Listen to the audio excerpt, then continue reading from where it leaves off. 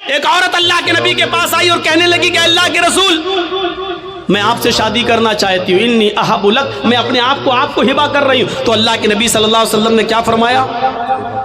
اب مجھے ضرورت نہیں ہے۔ وہاں ایک صحابی بیٹھے ہوئے تھے، فوراً کہنے لگے اللہ کے رسول اگر آپ کو ضرورت نہیں ہے تو میرے ساتھ کروا دیجیے اس کی شادی۔ کوئی بری بات نہیں کہی انہوں نے، میرے ساتھ کروا دیجیے۔ اللہ کے نبی نے کہا تم کرو گے؟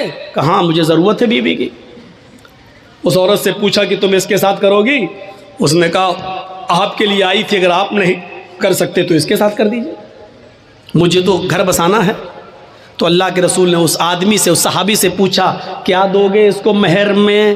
یہ نہیں پوچھا لڑکی سے تیرا باپ ہے، تیرا بھائی ہے، کیا دے گا اس صحابی کو؟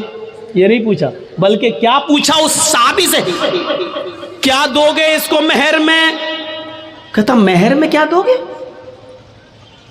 کچھ نہیں ہے میرے پاس۔ بخاری کی حدیث کے الفاظ ہے ما عندی شیء، میرے پاس کچھ نہیں ہے، کچھ نہیں ہے اور شادی کا سپنا۔ آئے ہائے ہائے، اسلام دیکھیے، اسلام کچھ نہیں ہے اور شادی کا سپنا، کچھ نہیں ہے اور شادی کرنا چاہتا ہے۔ اللہ کے نبی نے فرمایا نہ ایسا مت کہو کچھ نہیں ہے، گھر جاؤ شاید کچھ سامان مل جائے، لے کر آؤ، وہی اس کو مہر دے دیں گے۔ ہاں ٹھیک ہے میں جا رہا ہوں۔ گھر گیا، اپنی ماں سے، باپ سے، بھائی سے، بہن سے، سب سے پوچھ ڈالا کچھ ہے؟ پتہ چلا کچھ نہیں ہے۔ آیا کہ اللہ کے رسول گھر میں کوئی چیز نہیں ملی۔ آپ نے کہا دیکھو تم شادی کرنے جا رہے ہو، بیوی کو کچھ تو مہر دینا پڑے گا نا۔ پتہ چلا مہر نقد ہونا چاہیے، کچھ تو ملے گا۔ کہنے لگے کچھ نہیں ملا۔ اللہ کے نبی نے کہا دوبارہ جاؤ۔ کہا جب کچھ ہے ہی نہیں تو پھر دوبارہ جا کے کیا 50 بار بھی جاؤں گا تو کچھ نہیں ملے گا؟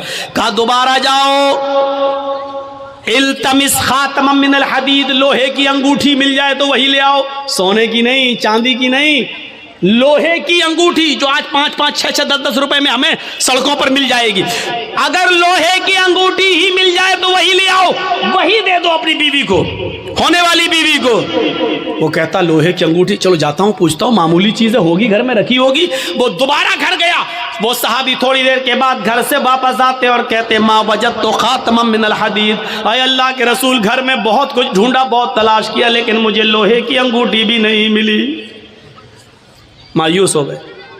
اللہ کے رسول بھی بیٹھے کہ اس کے پاس لوہے کی انگوٹھی بھی نہیں ہے، اب یہ کیسے کیا ہوگا؟ اب وہ جانے لگا۔ اللہ کے نبی نے کہا کہاں جا رہے ہو؟ کیا کروں گا بیٹھ کے، جب نکاح ہی نہیں ہو سکتا ہے، لوہے کی انگوٹھی بھی نہیں ہے، کچھ نہیں ہے گھر میں، جا رہا ہوں کھیتی باڑی کروں گا، کچھ محنت کروں گا، مزدوری کروں گا، ماں بوڑھی ہے اس کی ذمہ داری ہے میرے اوپر، باپ بوڑھے ہیں ان کو کھلاتا ہوں پلاتا ہوں، جا رہا ہوں کام دھندا کروں گا کچھ۔ اللہ کے نبی نے کہا ادھر آؤ، بیٹھایا اپنے پاس، پوچھا تمہارے پاس کچھ نہیں ہے؟ کہا تو دیا نہیں ہے۔ لوہے کی انگوٹھی بھی نہیں ہے؟ کہا نہیں ہے۔ کہا اچھا سوچو، ایک بار اور سوچو، کچھ ہے؟ دماغ داں، کہاں ہاں ہے۔ کہا کیا ہے؟ عندی ازار، ایک لنگی ہے، تہبند ہے، ایک تہبند ہے، لاؤ لاؤ لاؤ لاؤ، اس کو دے دو، چلو وہی دے دو۔ کیا کہتا ہے معلوم ہے؟ وہی دے دو۔ جب وہ دے دوں گا تو میں کیا پہنوں گا؟ جب سوتا ہوں تو وہی تو پہنتا ہوں گھر پہ، جب اس کو دے دوں گا تو میرے پاس کیا رہے گا؟ تو اللہ کے نبی نے کہا پھر کیوں کہہ رہے ہو کہ کچھ ہے؟ کہا آپ نے پوچھا تو میں نے کہہ دیا وہی ہے، اس کو میں پہن کے سوتا ہوں، تو پھر اس کو وہ بھی نہیں دے سکتے ہو؟ تو اس نے کہا پورا نہیں دے سکتا ہوں، 2 ٹکڑے کر دیتا ہوں، آدھا دے دوں گا اس کو۔ اب اللہ کے رسول کی مسکراہٹ نکل گئی، ہنسی آ گئی۔ آدھا دو گے بیچاری، آدھا کا کیا کرے گی وہ؟ آدھا کس کام کا؟ اور جب پھاڑ دو گے تو آدھا تم کیا کرو گے؟ تمہارے کس کام کا؟ کسی کام کا ہو یا نہ ہو، کم سے کم کھیت میں بچھا تو لیں گے، بیٹھ تو جائیں گے۔ باندھنے کے لائق نہیں رہے گا تو کیا ہوا، کم سے کم زمین پر بچھا کے بیٹھ تو سکتے ہیں۔ پورا نہیں دے سکتا ہوں میں، دوں گا تو آدھا۔ اللہ کے نبی نے کہا آدھا نہ اس کے کوئی کام کا، نہ آدھا تیرے کوئی کام کا۔ نہیں یہ تو نہیں لوں گا۔ اچھا یہ بتاؤ قرآن کتنا یاد ہے؟ اوہ نوجوانوں سنو، ویڈیو بنانے والوں سنو، اپنے اپنے کیمروں میں قید کرنے والوں سنو، سننا اور پوری تقریر مت سننا، بس وہی سنتے رہنا کہ سب سے بڑا سخت عذاب اس کو ہوگا جو دنیا میں تصویریں۔ پوری تقریر مت سننا، بس یہی سنتے رہنا، یہ جملے تمہیں تھپڑ مارتے رہیں گے۔ جب تک دوسرے سال ہمیں بلا نہیں لو تب تک وہی حدیث تمہیں تھپڑ مارتی رہے گی کہ ہم کیا کیا کرتے ہیں، کتنے بڑے بڑے گناہ کرتے ہیں۔ سنو، کہا قرآن تمہیں کتنا یاد ہے؟ سونا نہیں، چاندی نہیں، کپڑا نہیں، دولت نہیں، یہاں تک کہ بیوی کو دینے کے لیے لوہے کی انگوٹھی بھی نہیں، اتنا غریب گھر کا صحابی، لیکن جب اس سے پوچھا کہ تمہیں قرآن کتنا یاد ہے، سر اٹھاتا ہے، کہتا ہے اللہ کے رسول مجھے سورہ ملک یاد ہے، مجھے سورہ حشر یاد ہے، مجھے سورہ جمعہ یاد ہے، مجھے سورہ منافقون یاد ہے، مجھے سورہ نبا یاد ہے، مجھے سورہ قیامہ یاد ہے۔ اللہ کے نبی نے فرمایا کیا تمہیں اتنی صورتیں یاد ہیں؟ کہا ہاں۔ آپ نے کہا کیا تم مجھے منہ زبانی بغیر دیکھے سنا سکتے ہو؟ اس نے کہا۔ آپ نے کہا اتنی صورتیں تمہیں یاد ہیں؟